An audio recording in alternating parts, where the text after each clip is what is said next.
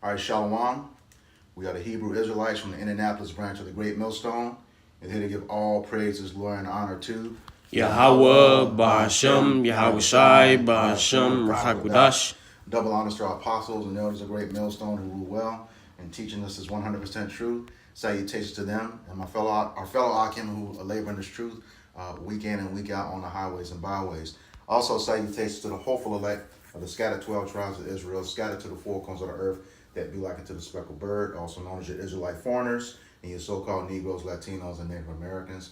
To you, we say Shalom. Shalom. All right. We're back together for another installment of our camps series called For Thy Violence Against Thy Brother Jacob. We're going to go into this article from the Smithsonian Voices, from the Smithsonian Museums. And if you know anything about the Smithsonian, it is one of the museums that harbors a lot of artifacts throughout history.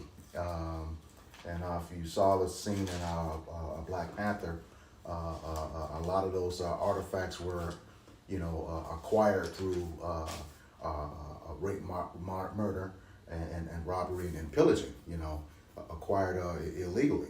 All right, that scene with a Killmonger in the museum with the lady, and we have this article, and it's titled "How the Transatlantic Slave Trade Continues to Impact Modern Life," just written earlier this month, as you can see, November 7th, 2024. And we're not going to read the entire article. It's quite lengthy. We're just going to hit a few key points and include the link of the article in the description box of the video. All right. Now, like I said, it's how the transatlantic slave trade continues to impact modern life. And this article, follows on the heels of the scripture Obadiah 1 and 10, which is the theme of For Thy Violence Against Thy Brother Jacob series. All right? Somebody want to read that? It's the book of Obadiah, verse 10. It says, "For thy violence against thy brother Jacob, shame shall cover thee, and thou shalt be cut off forever." God, man, this is talking about Esau Edom, the so-called a white man, who is the wicked, according to Malachi 1 and 4. All right, and his violence is, on Jake is just it's just ridiculous. The amount of stuff that he's done to Jake, over the years, especially since he's been in power. And even when he wasn't in power, he was helping the other nations to help destroy us. Okay, but it says, "For thy violence against us," again, that violence has been perpetual. He says, "Shame shall cover you," and how is that shame covering? Because everything he's done over in time, is being exposed now, and the whole world knows who the true devil is, who the culprit is. Led by the small hatters over in the state of Israel, because they had a whole lot to do with the transatlantic slave trade. As a matter of fact, not only did they finance it, that they own the ships, okay?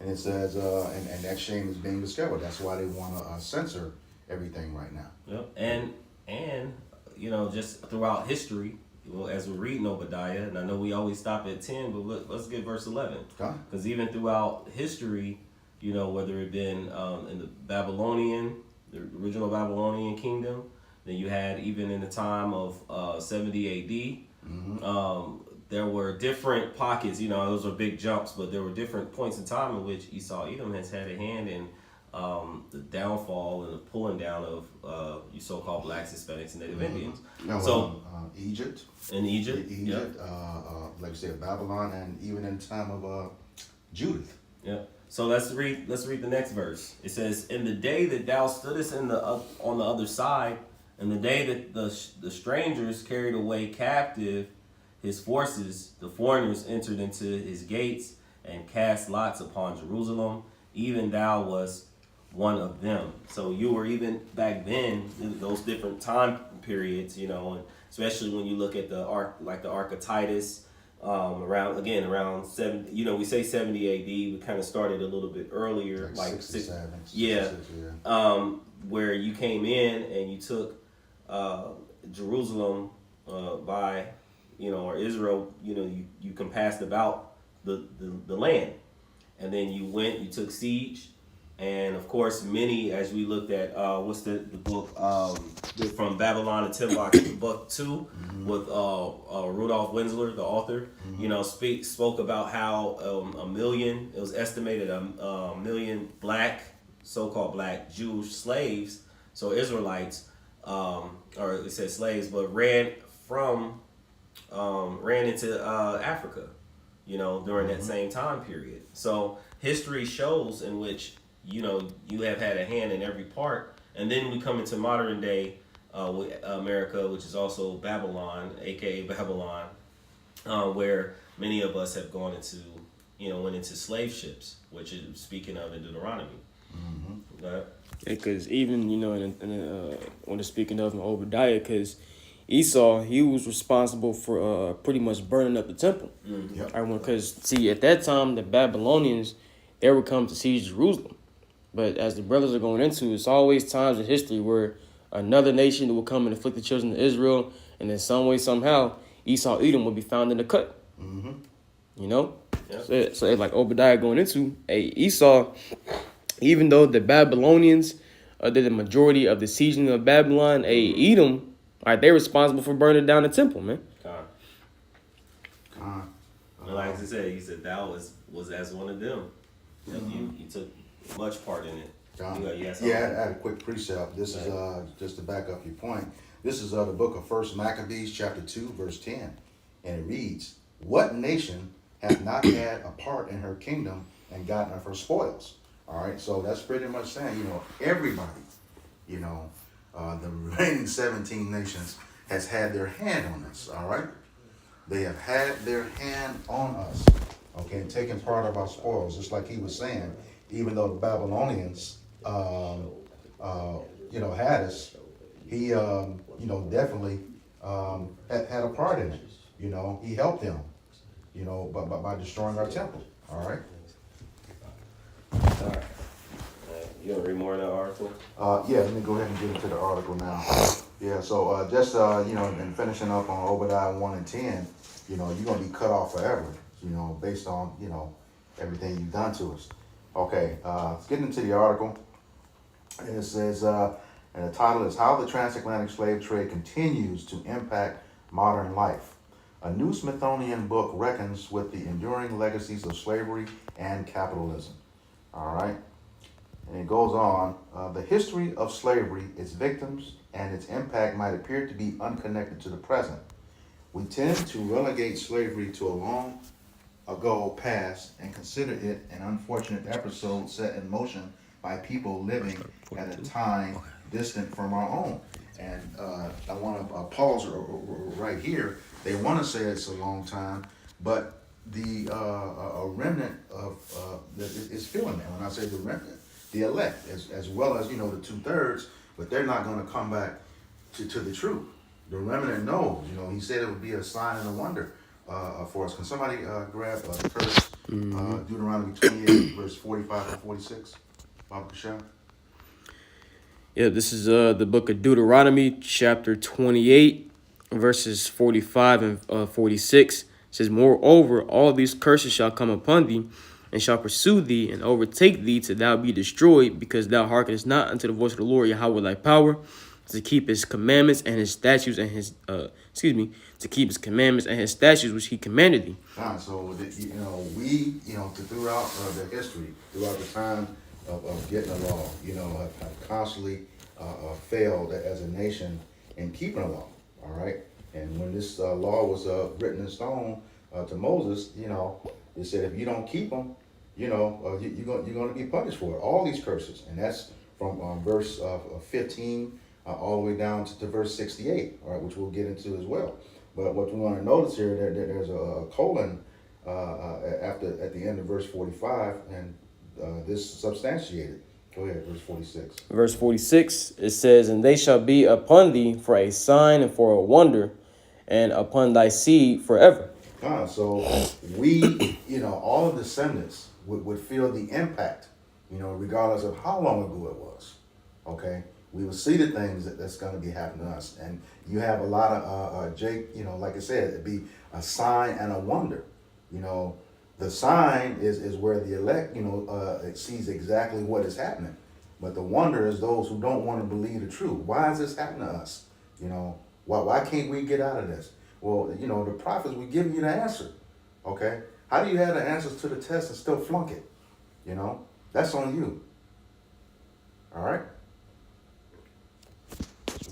Yeah. Just real quick, I know just to backtrack, just a quick moment when the brother brought out how Edom, was burning the temples. Mm-hmm. This is First Esdras chapter 4 verses 45. It says, actually I read 44. It says, and to send away all the vessels that were taken away out of Jerusalem, which Cyrus set apart, when he vowed to destroy Babylon, and to send them again thither. It says, thou also hast vowed to build up the temple which the Edomites burned when Judah was made desolate by the Chaldeans. So Chaldees. Yep, and who are the Chaldees, man? All right, Babylonians. Mm-hmm. So going to show you that during the time, excuse me,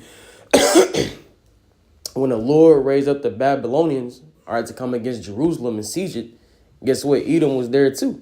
Mm-hmm. And Edom, I was responsible, okay, for burning the temples, or for burning the temple of Judea. Mm-hmm. Okay, and we understand because what Cyrus, okay, he was the one that allowed Judah, all right, to rebuild that temple. Mm-hmm. Okay, but this right here goes to show you that what ultimately Edom, all right, had a hand in the affliction of Jake, even during the Babylonian siege of Jerusalem. Mm-hmm.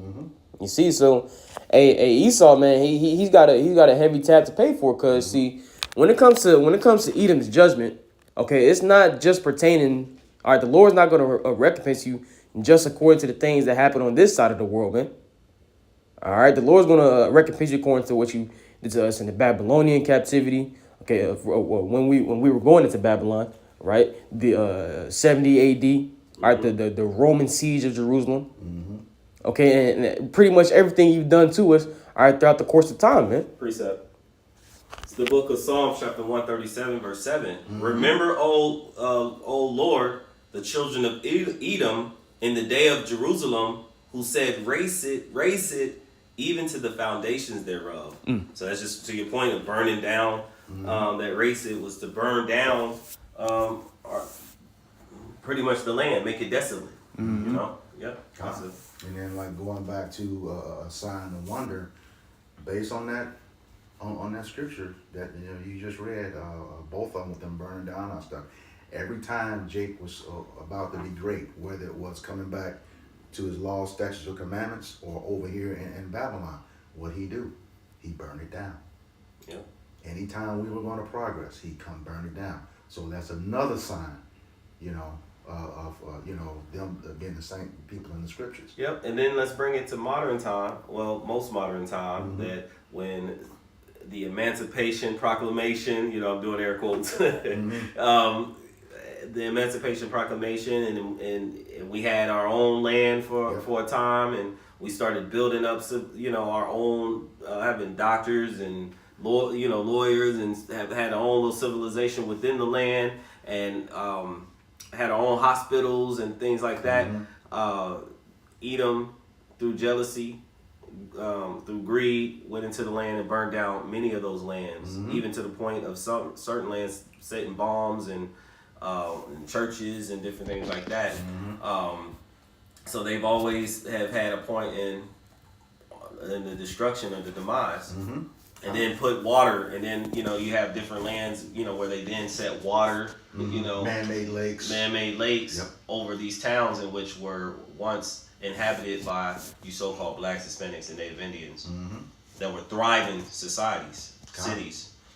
And you got to remember too, a lot of those were established after the 40 acres and a mule was rejected.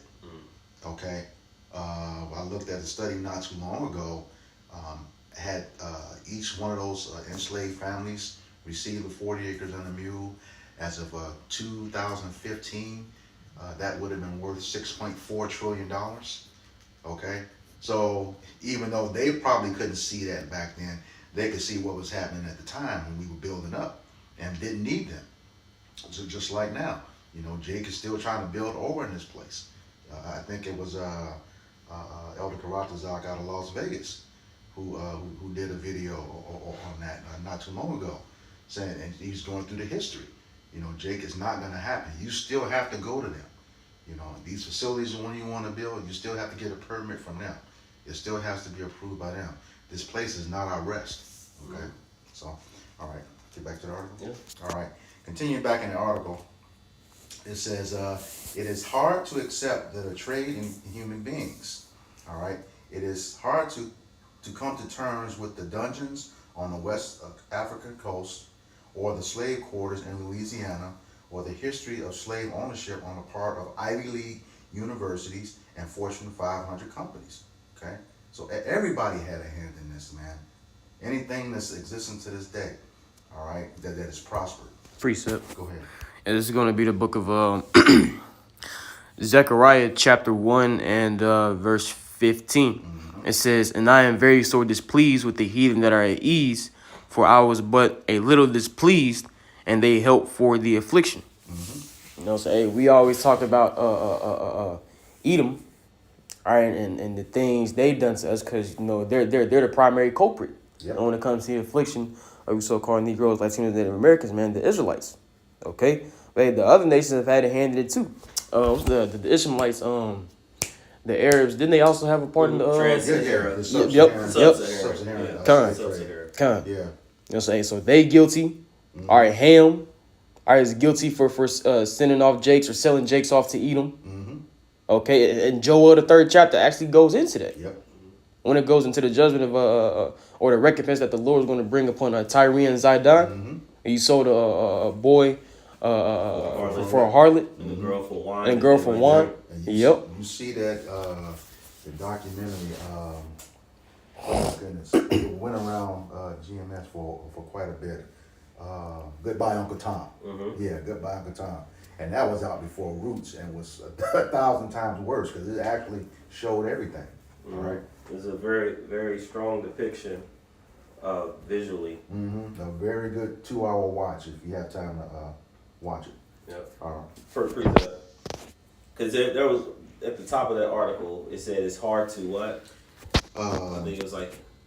Let me go back. It's hard to believe. It's hard to accept a trade in human beings. It is hard to come to terms with the dungeons on the West African coast. We'll stop right there. So they said it's hard to accept, but no. If you have the spirit, the knowledge of Yahweh Bashem Yahushai, it's not hard to accept. Mm-hmm. Because Yahweh, when we talked about the curses, which we bring that Deuteronomy 28, mm-hmm. Verse 68, he told us that he was going to lead us into captivity. Mm-hmm. We can get that real quick? Yeah, I got it. Mm-hmm. It's Deuteronomy 28 and 68. It says, and the Lord Yahweh shall bring thee into Egypt again with ships, mm-hmm. by the way whereof which I spake unto thee, thou shalt see it no more again. So original, the Egypt, which is synonymous with bondage, mm-hmm. right? So we know that also in Revelation it talks about America being spiritual Egypt and Sodom, which also deals with the hardcore bondage, mm-hmm. and also the lewd, wicked acts that also goes on along with it. God. And then we know that also that our people had never gone back into the original, or we say the first Egypt bondage, and they definitely did go by way of ships. So when we look at modern day time, the majority of our people, or a lot of our people, let's say, went into the Americas, mm-hmm. but then we also had the native tribes that were also placed on ships and was sent out into mm-hmm. I think like South America and like Europe and different other parts of the land as well. So mm-hmm. we are the ones that hold to that. We hold to that we can say that we are those people that have been placed on these mm-hmm. ships and sent all over the four corners of the earth. And it says, whereby he spake to thee, he says, thou shalt not see it no more again. Mm-hmm. And read, go ahead. What's that talking about, man? The land, which mm-hmm. ultimately we ain't gonna see or touch the land, which 9 times, because Jake is scattered everywhere. So of course, you got Israelites, amongst the small hatters over there. Right. All right, but those of us, in the know, we understand that we're not going to touch that land until Yahweh Shai is sent back to deliver us, man. Okay, and furthermore, a Revelation the 11th chapter speaks about a spiritual Egypt. Okay, Yep. so that's how we know that what we're reading right here in Deuteronomy 28:68 is dealing with a spiritual Egypt, aka America. All right, the house of our bondage. Yep. It says, "And there ye shall be sold unto your enemies for bondmen and bondwomen, and no man shall buy you." Yep. So that bond men, bond women deals with being slaves, servants. And so when we came over here, like the brother brought out, good by Uncle Tom, you see those articles.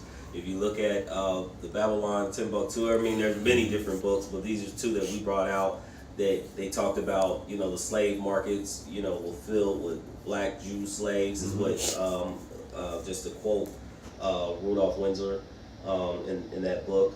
And then he said, no one shall buy you. That buy goes into being redeemed, taken out of this condition, placed back into your land. But the one that will ultimately do so will be Yahweh through his son Yahweh Shai is going to bring us back from our captivity and place us back in our own land. And so you have those who come up in these false doctrines and prophets that come up and they put before you to seem to give our people a false hope. Talking about they had a dream, us living, coming together, with Malcolm X. Martin Luther King, and then you had Malcolm X, and you had Marcus Garvey. You had I'm trying to Du Bois. You had all these different ones, men, and even up to today that came in to try to give this false hope of thinking that we would have generational wealth in this society and this system. But no, it's not until Yahweh sends his son Yahweh Shai back and to give us that full rest and redemption. God. And just to your point, when he says, no man shall buy you, Yahweh Shai, makes that clear in Isaiah 47 when he says, I will not meet thee as a man. And, he says he's the Redeemer, the Holy One, of Israel. You want to grab that? Isaiah 47 right quick? Yeah, I got it. Okay, go ahead. It's the book of, I'm just jumping straight to the point. Yep. Isaiah 47 verse 3. It says, thy nakedness shall be uncovered. All your sins. Yep. It says, yea, thy shame shall be seen. I will take vengeance, and I will not meet thee as a man. God. It says, and not meet you as a man. That's when he's saying he's coming back in all of his glory and power. Yeah. In that body of immortality. Yep, and he's referencing, the daughter of Babylon, which is, again, dealing with America in today's time. And then, of course, the Chaldeans, which the brother brought out, who that, in modern time that represents. And then, so we know that in these last days, he's coming in his power, his angelic force and power when he returns. And verse 4 says, as for our Redeemer, the Lord of hosts is his name. It says, the Holy One of Israel. So, yeah, that's what he said. And, just going back to your point, too, about the transatlantic slave trade in that same movie, Goodbye, Uncle Tom, you saw Gad on that ship. They were actually on that ship. So, yeah, they were picking us up, moving us all around the time that the Native Americans were also reclassified as Negro too. I forget the Jewish guy's name who did it, but yeah. Precept. Go ahead. The book of Isaiah, chapter 5, verse 13, says, to kind of touch on the point of further of being unbelief as far as like captivity. It says, and the point we're making is that captivity is in the Bible. Yeah. Slavery is in the Bible. It says, therefore my people are gone into captivity. Say that possessive, my people have gone into captivity because they have no knowledge. So his people, the so-called blacks, Hispanics, and Native Indians went into slavery, right? Because we fell away from the knowledge and the understanding and following the ways of Yahweh Bashem Yahushai, the covenant that he gave us laws and commandments to be governed by. Right. And because we fell away from that, we went into slave ships. We are in some of the most horrific conditions that any man cannot compare. Think did we bring that out? There's no. I know there's one. Daniel 9. Yeah, yeah, let me grab it. Just real quick. And while you grab that, yeah, go ahead and get that first. Yep. Let me see. I think 11. Yeah, it's been a minute since I read it. Let me see. Yep. Daniel chapter 9, verses 11 and 12. It says, "Yea, all Israel have transgressed thy law, even by departing, that they might not obey thy voice. Therefore, the curse is poured upon us, and the oath that is written in the law of Moses," going back to what Deuteronomy 28 chapter. Yeah. It says that is written in the law of Moses, the servant of the Most High, because we have sinned against him. And he hath confirmed his words which he spake against us and against our judges that judged us, by bringing upon us a great evil. Which was that great evil was going to the curses, man. And that's exactly what it said in Deuteronomy 28 and 45. But as you brought that out, he confirmed it in the curses, Deuteronomy 28 verse 15 through 68. The word shall or shout appears 110 times, which means inevitable. It is going to happen. All right. So that he confirmed it, just like he read in Daniel chapter 9 verse 11 and 12. Was there more? Yeah, it says, "For under the whole heaven hath not been done as hath been done upon Jerusalem." Yeah, so that's the point, So like when people are saying things like, you have other nations come into the Americas, and we've been here for like 400 some years, but yet why are we still in the same conditions? Yep. Why our women are in the are out in the open like they are? Why our men are not top leaders, but yet we are some of the best athletes and rappers and singers in the world, but yet we're the most degenerate nation when you see us on TV and how they portray us throughout the whole earth. It's because we are under these conditions, these curses. Yep. Let me finish this off. This is the book of Isaiah chapter 5 verse 13. I'm going to read it again. "Therefore my people are gone into captivity because they have no knowledge, and their honorable men are famished." Going back to the point. Yeah. It says, "And their multitude dried up with thirst," because we don't have the law. We don't have the understanding. Well, now the elect have the understanding. But the 2/3 of our people, there was a time where we were in that darkness, that dark state. And the Lord has brought it back to us, because there's a scripture, someone can get that in the land of our captivity. We'll call it to mind. Oh, Baruch. Yes. This is the book of Baruch, chapter 2. Starting at advertisements. That's good, bro. Yeah, I got it. Chapter 2, starting at verse 29, and it reads, "If ye will not hear my voice, surely this very great multitude shall be turned into a small number among the nations." So we've been scattered among the nations. That's what it said. I was Right. scattered, where I was scattered them. Yeah, go ahead. Okay. Yeah. It says, if ye will not hear my voice, surely this very great multitude shall be turned into a small number among the nations, where I will scatter them. Verse 30, "For I knew that they would not hear me, because it is a stiff-necked people. But in the land The of their..." stiff neck goes into stubborn. You're rebellious.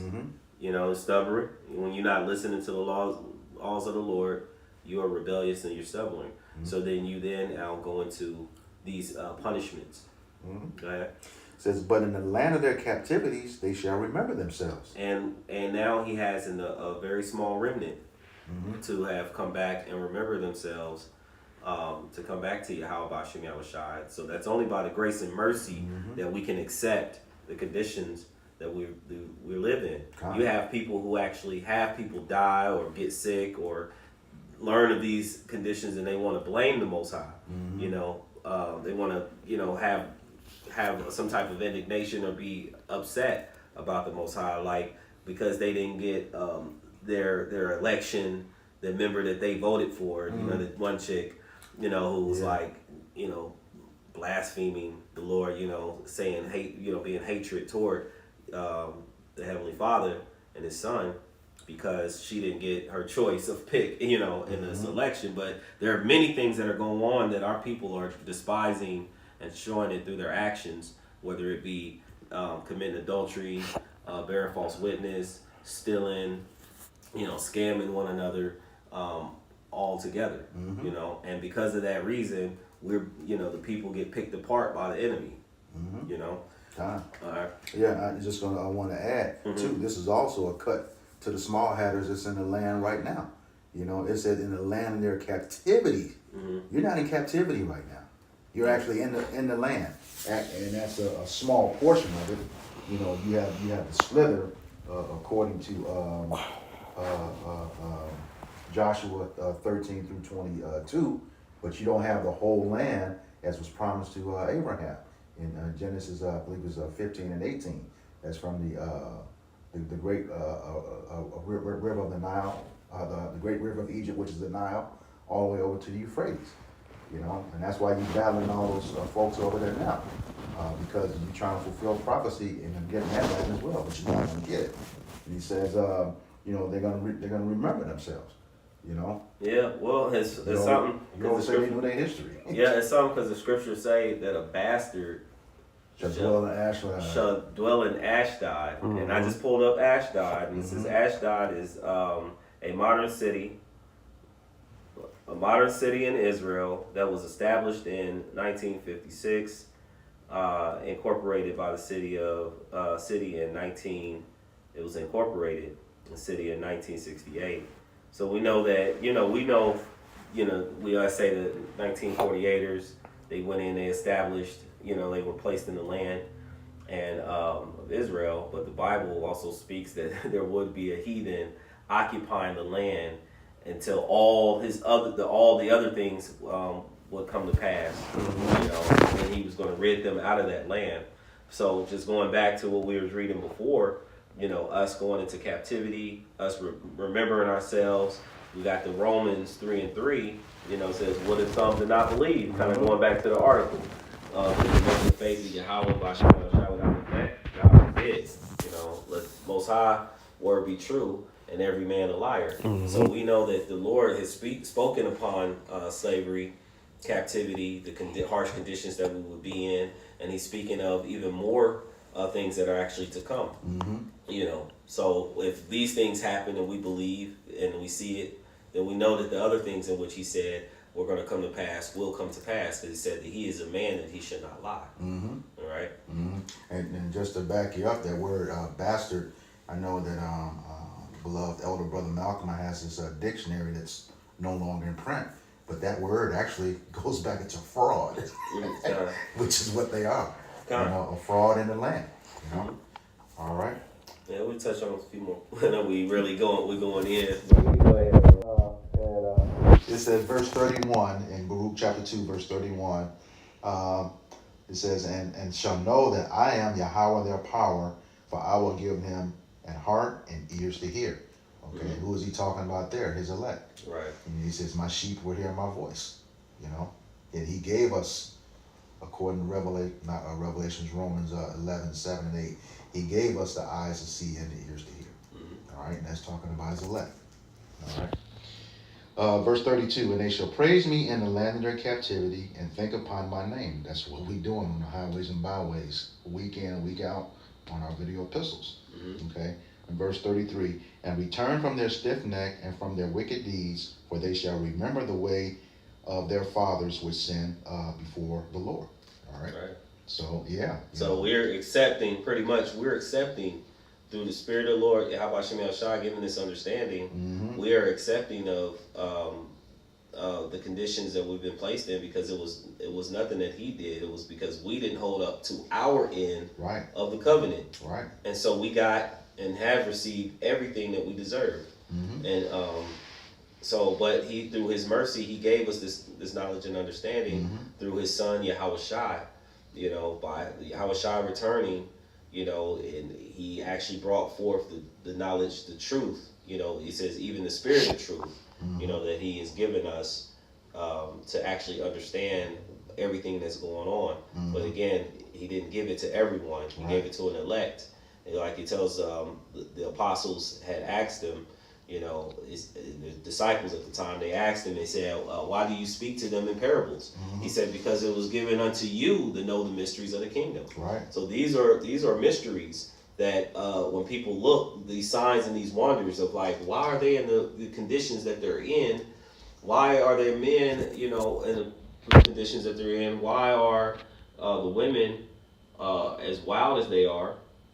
And we're going around right now without a physical king, without a physical rulership. It's like we're wandering in this land. It's because Yahweh Bashim Yahushua placed us in this situation because of our misdeeds, misdoings. Yeah. And that's like you said, we will remember the way of our fathers which sinned before the Lord. How do we do that? Getting into the scriptures and having that wisdom, knowledge, and understanding. Because he also said in Romans 15:4, for whatsoever things were written aforetime were written for our learning, that we, through patience and comfort of the scriptures, might have hope. And that's what we are right now. We are those prisoners of hope, because we believe these scriptures. We have the apostles taking us through this history, breaking everything down, learning it and reteaching it, learning it and reteaching it, So we know we are those people that this book speaks of. All right? You had anything? Let's just a few little points, another couple of points, and then we're going. Okay. Yeah. Okay. It says back into the article. Like I said, we'll put a link in the description box. It's very lengthy. We do want to hit a point on one of the slave owners, Thomas Jefferson. It says, but we'll finish up this paragraph. Slavery shapes the way we assess incarceration and liberty, immigration, citizenship, value, and insurance, and travel and home. Slavery normalized what, in hindsight, we can agree were universally abhorrent practices. The story of slavery is powerfully at odds with logic, justice, and democracy, but lurking just beneath the surface of the institutions and experiences that shape contemporary life are the legacy of violence, racism, dispossession of the peculiar institution. There we find the origins of colonialism, extractive long-distance trade, and capitalism. Yep. So pretty much the thriving parts of current modern day society were all they all received their riches and their wealth of some form from slavery. So when you go into Wall Street, it's said that the original auction blocks, that the people were bidding for, were the slaves. Precept. Go ahead. Yeah, this is going to be the book of Ecclesiasticus or Sirach, chapter 10 and verse 8. It says, because of unrighteous dealings, injuries, and riches got by deceit, the kingdom is translated from one people to another. Yep. You see, and the kingdom is getting ready to be translated from Esau to Jacob. All right, 2 Ezra 6 chapter tells us what? That for Esau is the end of the world, and Jacob is the beginning of it that followeth. And that word world is going into a time period or age or rulership. You see? So, hey, man, we're at the end of Esau's world, the end of Esau's rulership right now. All right, as we speak, man. All right, guess what, man? Jacob, all right, which ultimately is Yahweh Shai's kingdom that's about to be established upon earth. But what? Yahweh Shai, he comes from the seed of Jacob. All right, as he's an Israelite from the tribe of Judah, all right, according to Hebrews 7:14. See, so, hey, Yahweh Shai's kingdom is getting ready to be established upon earth, man, after Esau's kingdom goes out, man. And this is the judgment that's coming upon Esau for everything he's done unto us, man, and all the wickedness he has exercised in the earth. Yep. And it goes back to your point, like you said, because I know we don't want to lose the fact that, though Yahweh Bashim Yahushua scattered us, the point that you made earlier is that they held forward the affliction. They weren't, none of these nations didn't see our conditions and decided, hey, let's help them. Let's figure out a way to get them up. They understood as long as they are down, we're up. and so they push forward, in keeping them down. So then, of course, you have the banking system. You have, and through the banking system, there's certain loans and housing, redlining. When you had certain where the interest rates were very much higher for you so-called blacks, Hispanics, and Native Indians, where it would be different for the other nations. Getting business, establishing businesses within the community, like you had mentioned, different not patents, but different what do you call it, to get land. To occupy different land on a business, I guess you have to get a certain type of permits to receive certain permits. And then, since I mentioned patents, you had the patent office where so-called blacks, Hispanics and Native Indians were very creative in different ideas, which were pretty much taken and stolen from them when you trusted in the patent office, and they then later took it. And then you got the music, whereas a lot of them come in. Music, actually, let's just say the entertainment industry as a whole, whether it be sports or music, you come in with this talent and you're getting crumbs based off of comparable to, and the Bible talks about the crumbs, but comparable to what the owners are receiving, billions, and yet you're paying $1 million contract here, a couple $1 million contracts here, and yet this particular entertainer, let's say like a LeBron James or Michael Jordan, are stacking seats in the house. They're bringing in the money, but they're getting the least compared, to it. Like pennies on every dollar. And they get exploited by that because it's like, you either take this or we'll find somebody else that we can set up and build up to receive it. So then Jake is going to take anything that they can receive to get out of the condition, to run from the condition, the curses in which we're under. Yeah. I just want to bank on what he said about Jacob. Esau's the end of the world, and Jacob is the beginning and follow it. And the Lord said that in Isaiah 63, He would return to a world ruled by Edom. And this is just me as a man speaking. That's why I believe that centered where we are in prophecy and all that's left to happen, that's probably why it was set up for Trump to win it, because when you look at this lady he was running against, we know through the studies that her lineage goes back to an Edomite, but it was so much ambiguity with her identity. But now we know for certain with this guy, he is an Edomite, and it's going to lead back to him. Because you know what, even speaking upon that, I believe this article came back when Trump was still in office. Like pretty much a lot of ways, like a lot of forms of execution they was trying to bring back. I think that article even came back while he was still in office, back towards maybe the end. It was maybe going towards the end of 2020, but on there you had the firing squad, I believe, the gas chambers, guillotines, so on and so forth. So, while Jake, because look, whether you voted for DJ Trump or Kamala the Ugandan warrior, are you still guilty of trusting the men? And neither one of them are for your cause. It's especially this Trump fella. Right, he's getting ready to show you what he's about, man. So but to your point, and also like I know you say you're thinking as a man, regardless of whether it would have been Trump or Kamala, how about Shemal Shai? Everything is going to be played out. The prophecies stand. His counsel stands. Above all things. So whoever would have been, we've still been looking for the major prophecies to come, which would be the MOTB. You have Third World War. You have then you have the famines and the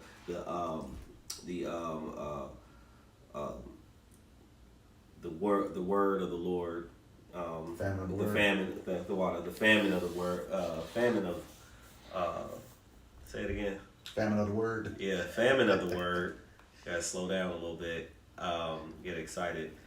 Are soon to come as well. Do we have anything else? Just one more. Let's touch on one more. I want to get to that point about in this article where it talks about Thomas Jefferson. It says, I'll read it pretty quick. The system of slavery was built on the claim that Africans would provide docile and controllable labor in the Americas, and that they wouldn't rebel or complicate labor arrangements with demands for family or freedom. And yet, Oh, I'm sorry. Because one thing too, just to mention, is that when they mention all of that previously, as far as like housing and bank, economics that we mentioned before, all of it was off of free labor. Yep. We just got to remember that there was free labor. So they got super wealthy from the picking of cotton and from the auctioning off and selling of our people. We didn't get recompense, and going back to that 40 acres and a mule and the different things, it was completely free labor for them. Yeah, and with that, you deal in real estate a little bit. The number one rule in that is return on investment. They ain't have to invest nothing, but they got a hell of a return. Yeah. Well, they invested in the boat, building of the boats, and the sending the guys out to collect. I mean, those guys got paid. Yeah. Well, who they ultimately did, got paid? but then going back to the insurance, because they insured the stock in which they've got, and they would throw us overboard. So let's think about that too. We would get thrown overboard because the article talked about the sharks. We would be thrown overboard, and they would have a tally as far as the amount of stock, and they would get insurance based off of us being tossed overboard, putting a ball and chain on the legs and chaining up several slaves and throwing it over the ship and pulling us all down, our people down into the water. Y'all got to pay for that too. Yep, and it was based on the value of the dollar that day.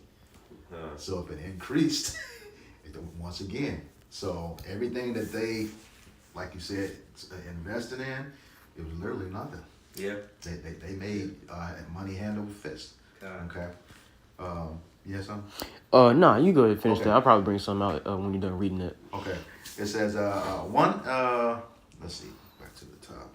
It says, and yet in every instance when enslaved men and women articulated the complexity of their lives and communities through cultural practices, through collective efforts at refusal, through the labors of their heart, the falsehood of the slave owners' claims that black people were reducible to brute laborers was made evident. Okay, so then it goes on. One can examine the hundreds of slave revolts beginning in 1526 and lasting through slavery's final days to see the impact of black people's demands for freedom. Thomas Jefferson believed that the animus between black and white people in North America was so extensive that free black people could never be allowed to stay in the United States. Rather, he supported efforts to transport free black Americans back to Africa where they wished to go or not. In the notes he wrote, why not retain and incorporate the blacks into the state and thus save the expense of supplying by importation of white settlers? The vacancies they will leave. Deep-rooted prejudices entertained by the whites, 10,000 collections by the blacks of the injuries they have sustained, new provocations. The real distinction which nature has made and many other circumstances will divide us into parties and produce convulsions which will probably never end but in the extermination of one or the other race. Now, this guy right here, Thomas Jefferson, is the one who wrote the preamble to the Constitutions. Okay? He says, we hold these truths to be self-evident that all men are created equal. Right here, he's contradicting himself, okay, in these writings. And he knew because he was a slave owner himself, okay? I had one of his quotes about slavery, and you can look this up. He says, I tremble for my country when I reflect that God is just, that his justice cannot sleep forever, that considering numbers, nature, and natural means only, a revolution of the wheel of fortune, an exchange of situation, which you just read in Sirach 10 and 8, okay, is among possible events. So he knew what was coming, but he was still a slaveholder. Precept. Okay. It says that it may become probable by supernatural interference, the Almighty has no attribute which can take side with us in such a contest. So he already knew that Yahweh Bashem Yahushai was against them for what they were doing. But they still did it, furthering that affliction. Mm-hmm. Go ahead, bro. Yep, this is the book of Jeremiah, chapter 30, verse 16. It says, therefore all they that devour thee shall be devoured, and all thine adversaries, every one of them shall go into captivity. And they that spoil thee shall be a spoil, and all that prey upon thee will I give for a prey. Yep. Hey, so that's straight to the point. We're just gonna hit on let's hit on a few. I got one for you. So everything that you've done, you know, it's gonna come back upon your own head. Mm-hmm. This is book of Isaiah, chapter 33, verse 1. It says, woe to thee that spoilest, and thou wast not spoiled. Mm-hmm. He says, and dealest treacherously, and they dealt not treacherously with thee. So the treacherous works and dealings that you've done upon our people, it's going to come upon you. It says, when thou ceased to spoil, thou shalt be spoiled. And when thou shalt make an end to deal treacherously, they shall deal treacherously with thee. So the recompense things is going to come upon your own head. Go ahead. Precept. Yep. Yeah. Go ahead. Yeah. This is the book of Revelation, chapter 13, beginning at verse 9, and it reads, if any man have an ear, let him hear. Any man with understanding, let him understand. Mm-hmm. Verse 10, he that leadeth into captivity shall go into captivity. He that killeth with the sword must be killed with the sword. Here is the patience and the faith of the saints. Yes, sir. All right, and this is clear. You were given the sword as a blessing, according to Genesis 27 and 41. You know, you have had us in captivity for the longest. You know, as a nation, Esau, Edom, the so-called white man, and even when you didn't have us in captivity, you helped the other adversaries who had us in captivity. Okay, and you got it coming to you. You know. And it's going to be twice as hard and twice as long, according to Revelations 18, 5 and 6. Go ahead, bro. Yep, Exodus chapter 21, verse 16. It says, and he that stealeth a man and selleth him, or if he be found in his hand, he shall surely be put to death. So, hey, Esau, this is the judgment that's coming upon you, because did you not, and especially like concerning like the families, did you not rip us apart from each other and sell us, you stole us and sold us to different plantations? Yep. Separated the families, caused grief, all right, that extreme rigor, or made us to serve with rigor. So, hey, man, and that's why vocab and these other Edomites are freaking out. Dr. Brown. Trying to find loopholes within the scriptures, trying to justify Esau being saved. It ain't fucking happening. Yep. It ain't fucking happening. All right? You dealt treacherously with us, and ultimately you are going to receive your just reward, which is slavery. And after you serve your servitude, your whole nation gonna be wiped out. Yeah, well, like the opening scriptures there, Obadiah 1 and 10, he shall be cut off forever. Yep. Yep. It's the book of Job, chapter 4, verse 7 and 8.